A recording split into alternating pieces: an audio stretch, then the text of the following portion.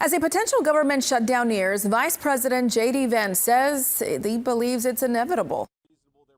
I think we're headed to a shutdown because the Democrats won't do the right thing. I hope they change their mind, but we're going to see. Congressional leaders left a meeting with President Donald Trump at the White House today without a deal to avert a shutdown, which could begin October 1st. Democrats say they will not vote for the GOP spending bill unless $1 trillion in Medicaid cuts, which were passed into law this summer, are restored. They also want an extension of Obamacare subsidies that are set to expire at the end of this year. The Congressional Budget Office says doing so could save health insurance for nearly 4 million people at a cost of $350 billion over 10 years. Their bill has not one iota of Democratic input. That is never how we've done this before.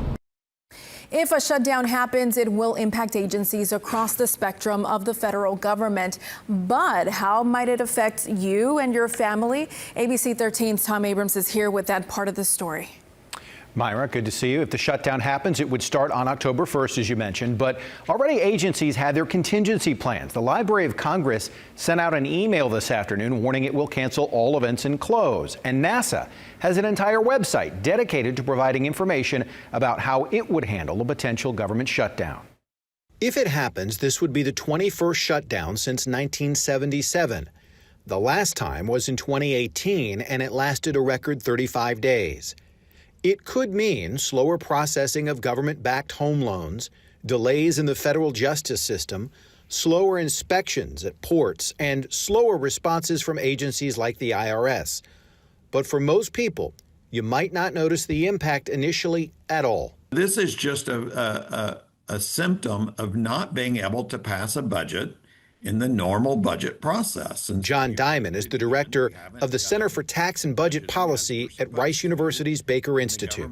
There are reasons to be concerned, but it's not the sky is falling. There's, in some sense, it's not going to really interfere with your life that much. You will still get your mail. Social Security payments will come on time. VA hospitals will remain open and air travel should remain unaffected.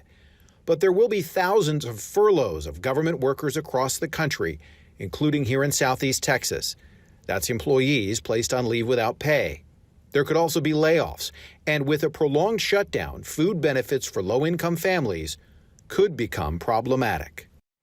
All of this is still somewhat speculative based on past shutdowns and what happened. There is still a shrinking but open window for Congress to come to some sort of agreement that averts that shutdown altogether. But time is running out, Myra.